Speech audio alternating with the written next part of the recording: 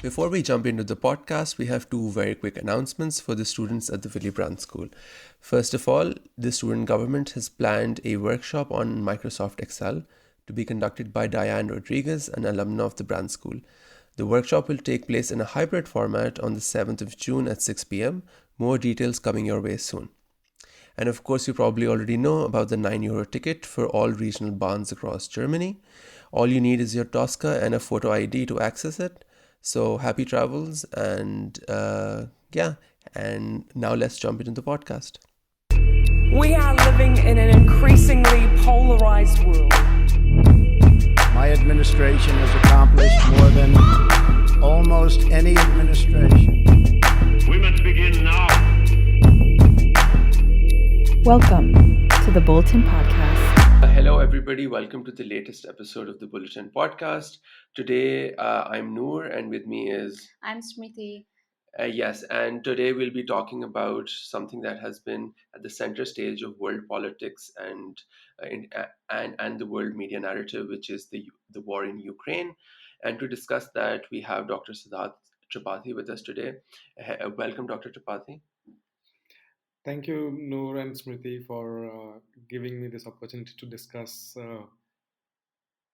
the Ukraine war or the crisis as has been discussed in different locations. And I'm glad that there has been some focus on the global south, also, which is the discussion or which is the topic of the discussion today. So let me just quickly give you a brief background about myself and why I am focusing so much on the global south. So I'm Dr. Siddharth Tripathi. I'm a senior research fellow at the Cater Hamburger Kolleg Center for Global Cooperation Research, University of Duisburg, Essen. And I've been an international relations scholar, mostly focusing on also peace and conflict studies. And my location in the global south and now in the global north have exposed me to the convergences but also divergences in the field as such. And I've worked in a lot of post conflict societies and have realized how biased most of the time the discourses on these conflicts are. And this also speaks very well to the current what is called as war or crisis. I mean, there are different terms and different interpretations, so that's how I also started following how the global south has been responding to the Ukraine crisis, which is something which is mostly missing or portrayed in a certain way because we are talking about that in the global north. So I think it's very interesting and I'm really looking forward to your questions. Okay.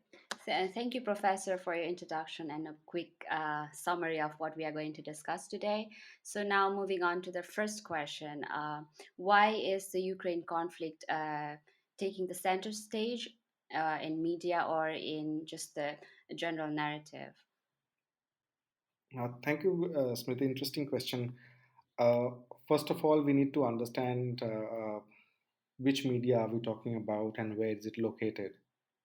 So if we are talking about the media in the north, then there are different explanations, and I'll quickly sort of go through the discussions which are happening in the media here and why it becomes important. And also I wanted to just mention at the outset that the media in the global south, at least in some of the countries that I have been following, has been very different from the narrative which has been discussed here. But here it becomes important because that's after, I think, the Second World War and the Balkans War. This is something which is very close to Europe. So the Ukraine crisis and it's a very clear sort of violation of sovereignty of a country, and that is happening right on European soil. So I think that is something which has puzzled a lot of people or troubled a lot of people here, and that is something which you also see in the media because till now there have been conflicts. I mean, when we talk about Afghanistan, Yemen, Syria, also in South Sudan, Mali, they were all happening somewhere out there. So there was a distance that was there to the conflict, right, or to the wars that were going on. So that doesn't mean that there were no conflicts going on. There were conflicts, and they're still going on in so many other locations. But this is something which is about distance and proximity. So this is something which is very close to Europe, and that's why suddenly, people here realize that because of globalization, or even without globalization, this is something which is very near to them. So there's so much. That's why there's so much focus on Ukraine war, and of course there are spillover effects around, but also movement of people, especially from Ukraine to the other parts of Europe, which goes again to the 2016 refugee crisis, and we can of course talk about the discourses on the refugees later. Yeah. But the current sort of idea is that this distance has been felt now, that it is happening right here, and Russia has sort of breached all sorts of uh, uh, international sort of world based or value based order, right? And so that is something which is really bit of a problem here, and I guess that's why there's so much focus happening. So Yeah, so when we are like talking about globalization as well now, how do you think this Ukraine crisis has kind of changed international cooperation or affected it? so I mean, there've always been, different camps, so to say, we can call in the world. One is, of course, which is very much defined as the West. I mean, it's not a homogeneous category, but broadly it's perceived as the West, which follows, I mean, at least broadly, people perceive that it follows liberal order and value-based international sort of system. I have my doubts about that, how much it follows, but still, that's a general understanding. So that's one sort of group of countries which sort of represent the West, mostly led by the United States. The second is, or the second camp uh, is those countries who do not, or at least who challenge these values. They are, of course, put in a sort of broadly in, say, non-democratic sort of countries, or who follow authoritarianism. For example, I mean, there's discussion on China or Russia, I mean, that's one. Now there's also another group of countries who do not subscribe to any of the sort of this camp sort of ideology, where there's one group which is the West, and the second is this authoritarian regime. So this is more a group of neutral countries, and most of the countries are countries from the global south who do not want to take a very clear stand on that, right? Not because they don't want to. So none of the countries have said, oh, I mean, barring few countries, none of them have said that what Russia has done is right, but they have shied away from taking a very clear stand on that, or speaking against Russia in terms of the sanction regimes, or or criticizing it at the United Nations Security Council or Human Rights Council, because they don't have the privilege of choice, is what I say. Because they know that their decisions are going to really impact the people who are part of these countries. So when we really talk about how that has really uh, impacted on international cooperation, I feel that the division that has been existed is really exposed now, where some of the countries are forcing countries to take sides, and some of the countries are resisting to take sides because of their own context, because of their own people, because of their own needs, which are very different, from, I mean, which are very different from countries which are based in the global north. So you can very clearly see these fault lines which are there or happening at the moment. And I'm not really sure if this is a very good time to talk about international cooperation. Maybe it is, but uh, I'm not really sure if that's really happening at the moment. Hmm. So let's first try to shed some light on how Europe has reacted, or generally the global north has reacted to this entire crisis or war, as you said, that both terms have different interpretations and meanings. Um, just for somebody who's listening in for the first time, has there been a homogeneous response all across the global north to this crisis, or have there been different sort of takes on it? Uh, I mean, when we talk about the global north, it's important to understand what do we mean by that. If we are trying to really understand the homogeneity across the global north, so we are clearly talking about in terms of economic sort of, homogeneity here. So we are talking about very broadly. I don't want to get into the details of global north and global south, but at a very broad level, we are talking about countries who are developed economically, right? And so it includes, say, countries like United States, UK, Canada, Switzerland, Japan, Australia, New Zealand. So this is what broadly is called as the global north. Now there has been sort of more or less very homogeneous reaction, but we need to understand that who within the global north is also setting the agenda. And I guess that explains a lot. So of course it's the United States have been taking the lead on setting the agenda here. There might have been tiny differences in terms of the responses, right, based on the different countries, the context of the different countries.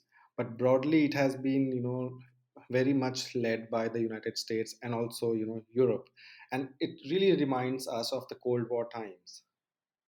Hmm. So there has been very clear sort of response, which is calling Russia as an aggressor and asking countries to take very tough stance, put sanctions on Russia, stop any sort of uh, engagement with it. So that is broadly been the discussion on how do we respond to Russia. And if you follow the debates in the UN General Assembly or the UNSC or Human Rights Council, I mean, there are a lot of details which are available on how the countries have been sort of responding to that. But I don't see much of a difference in that sense. Hmm. So just to sort of focus in or hone in on the place that we're sitting and recording this, is Germany, right? So Germany has a very open economy, as we know, and it depends a lot on Russian oil and gas. So how does a country in the global north that has such dependence or such economic cooperation with uh, Russia react? How have they reacted, and what do you, in your in your analysis, make of that response? I mean, see, when we talk about the dependency, that exists, uh, we need to also sort of look back that is it something which we started doubting or questioning now, or it also, if we look at few years back in 2014, an entire discussion on Crimea was going on, right? A lot of countries in the north, I mean, including Germany, they did not sort of stop having any trade relations, or sort of they did not stop uh, the energy supplies from Russia. So we really need to sort of look that in the context. And when we talk about I mean, now so it's all like, okay, fine, Russia is right at the doorstep in that sense, if we see, right? So either it was a miscalculation, or it was, I mean, it was something which they did not see it coming, right? But I have my doubts about that. I mean, there have been discussions on how Russia is going to act since the last year or something. I mean, there have been reports on that. So I'm not really sure if this should have come as a surprise, or it's or something that they did not think it happening. So and interestingly, I mean, now there's been a discussion on how the countries in the global south also should cooperate and put sanctions on Russia, but if you really see the figures, that really speaks that if we really look at the top 10 buyers, of Russian sort of, gas and others, it's not the countries in the global south. Mhm. Now, I think as we are also talking a little about global south, how do you think the countries in global south are reacting to this crisis, the responses of the global north, how they are framing this conflict, or overall? Yeah. As I said, Smriti, uh, the position of global south is very delicate, in so it's and if we really look at even the Cold War, I mean, and look at non-aligned movement. This was the whole idea of not taking sides, right? Also because they don't have the privilege of choice, as I said, right? So when we talk about the difference in response, uh, for example, I can talk about India. So India very clearly says that Russia is not our problem. It is not a threat for us. It might be a threat for Europe. That also means that any threat to Europe doesn't mean automatically mean that it's a threat for the entire world. Because that's a very Eurocentric view, right? That we are at the center of the world. What happens here happens everywhere. I mean, I agree in the sense that we are all living in a globalized world. So if one event happening in one at one place would also have an impact everywhere else. But if we really see or try and understand other countries' perspective, especially from the global south, I mean, they have to take these decisions. That do they cut all ties with Russia? How are they going to then talk about food security, energy security, right? And if we really talk about so India has been very clear on its response to what the Europe to what Europe has been saying, and it has said that yeah, Russia is not a threat for us. China is, and that's also some of the Asian countries who consider China as a threat, and they have a sense that what if something like what Russia did in Ukraine, China starts doing, right? So that's the geopolitical context. But if we talk about the humanitarian cost, right, a lot of countries and you all must be following the debates happening in the UN, and the UN Secretary General also talked about this hurricane of hunger, which has been sort of unleashed because of the current crisis going on. And when we look at global food prices, they are already rising in double digits, already about 20%, and has been reaching their highest level, right? And in the global north, the prices do not impact as heavily as the countries in the global south, right? Because most of the people's income is spent in the global south, spent on daily meals. So they are the ones who are going to be directly impacted by this rising food price. Ukraine and Russia, they provide almost 30% of world's wheat and barley, one fifth of its maize, and half of sunflower oil. So if we really and most of the countries in Africa, it's 45 African countries and least developed countries, and more than 18 have more than sort of 50% import. So how are we going to really talk about bridging this gap which exists, right? They will. There's also a disruption in the supply chains, and when we talk about uh, the disruption of supply chains, it's going to impact on inflation. It's going to impact on economic activity, which is going to further push the countries in the global south in debt trap, right? So there are a lot of things which are sort of spilling uh, onto the countries, and who they are going to bear the burden of these. Also, when we talk about energy, right, there is a huge section where of countries in the global south who are living in energy poverty, and they don't have access to electricity as such, right? And so when you have uh, already a food crisis happening, there's already an energy crisis happening. I mean, can we really imagine that they are going to be in a position to decide, or estrange all the ties with Russia? I don't think so. And I think it's just a privilege of choice, that they don't have. So I would a very interesting saying in Swahili comes to my mind at the moment. It goes like that: when the elephant makes love, the grass suffers. When the elephants fight, the grass still suffers. So I think that really encapsulates the position of global South countries, and their response to the current crisis.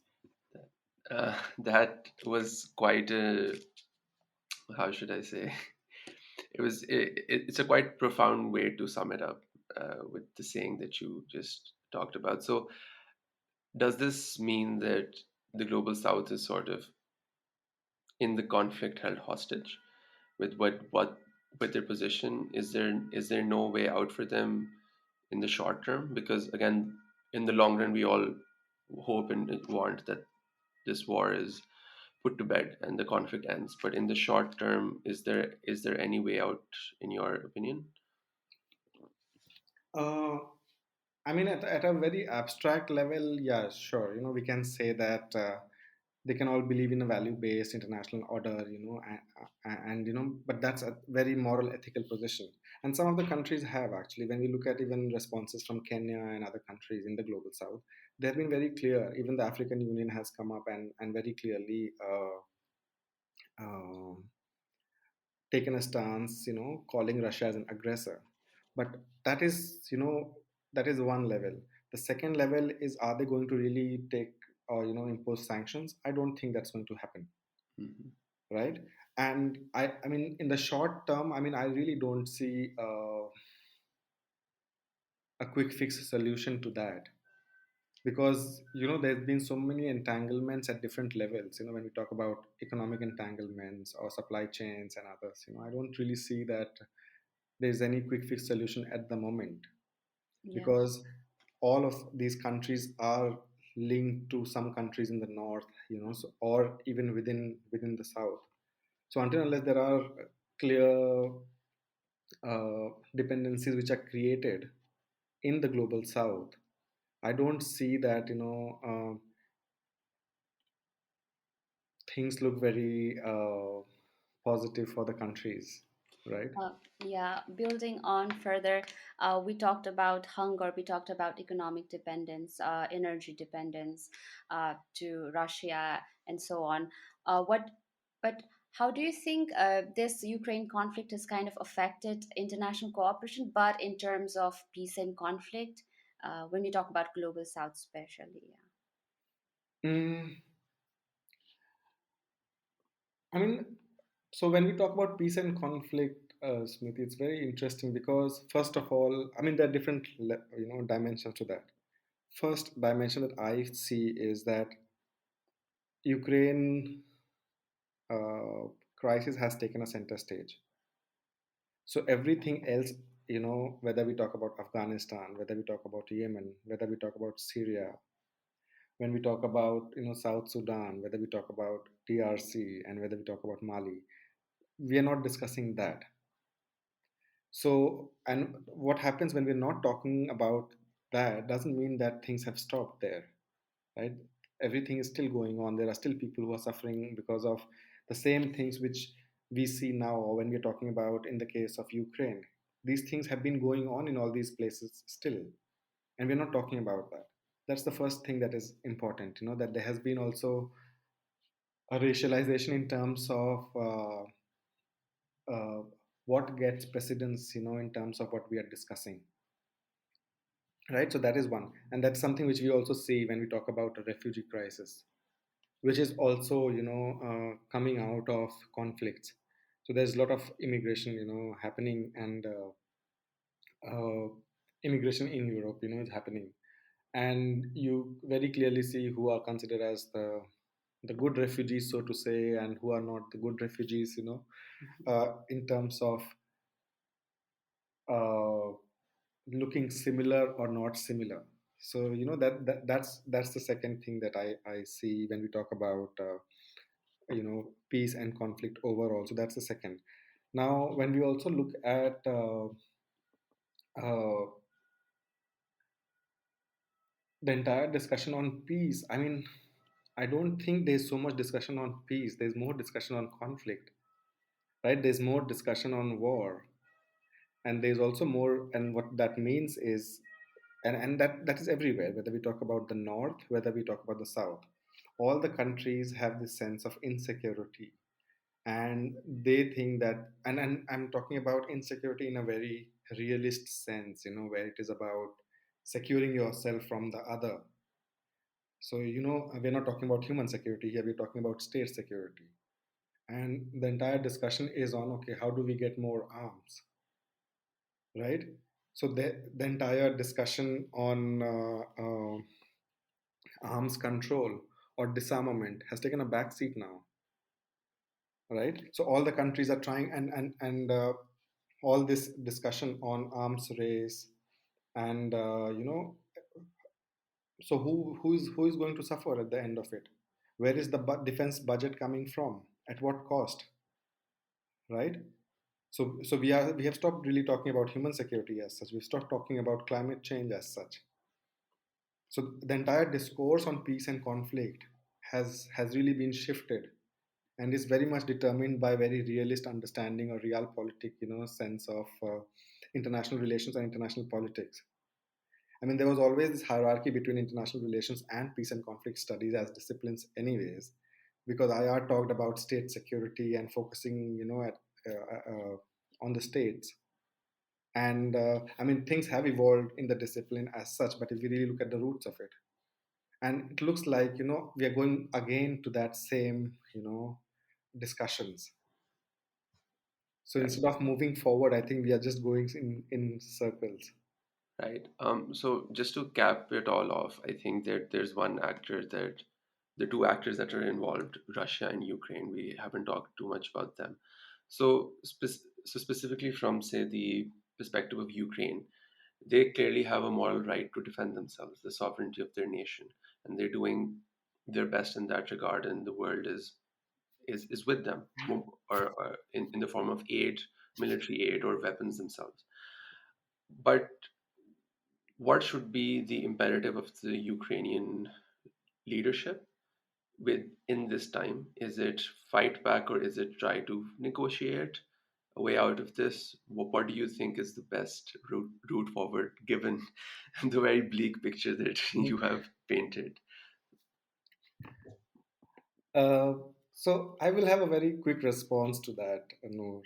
I am not from Ukraine. I mean, we are all getting impacted by, or at least we have all been following the war from the outside, right? So I don't think we are in the right position to discuss what Ukraine should, or the Ukrainian leadership should do. That's for the Ukrainian people to decide. And I think that should be very important, that their voices should come and become the center instead of the experts, who are giving their opinions on this.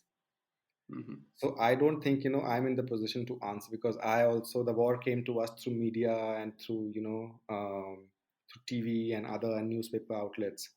So we have the luxury of that choice, where we can turn it off and then go and do our business as usual. There are people who are actually getting impacted directly in that, in that context, in that field, Hmm. and they don't have the choice, right? It's their lived experiences. For all of us who are discussing, this will be yet another crisis, like any other crisis that has happened. Whereas for us, whereas for us, we can sort of, go on, and after few months, time will, I mean, it'll be time to move on. I have seen that in Afghanistan. I have followed Bosnia Herzegovina. I have followed Kosovo, and so life goes on. But I guess there should be some discussion on who should speak, or who can give their expert opinion on that. So I have a bit of doubt, or on terms of in terms of my own positionality, to be able to say give any advice as such, right? Okay. And I would just restrain, sort of, to not say that. Yeah. Okay. All right. That's actually very. Uh, that's a very measured stance to it, and I think we can respect that. And so, just to finish, any concluding thoughts that you might have? So just to continue what I have been saying, there's a very nice poem, from Mary Andrew, Mhm. and it's from notes from the first few days of 2020. And I would just maybe end with her poem. It's not mine, but I would want to quote it because I think it resonates very well with what I have been trying to say, and it sort of it's a beautifully written, sort of, very short poem. So it goes like this: I am washing my face before bed while a country is on fire. It feels dumb to wash my face and dumb not to. It has never been this way. and it has always been this way. Someone has always clinked a cocktail glass in one hemisphere, as someone loses a home in another, while someone falls in love in the same apartment building where someone grieves. The fact that suffering, mundanity, and beauty coincide is unbearable and unremarkable. Thank you, Professor. I think Yeah, this was a very moving and a good way, kind of, to end this yeah, podcast. And yeah, we're very thankful for your time. It was very engaging, insightful, and thank you. yeah, Yeah. yeah. Thank you very much. Thank you, Noor and Smriti.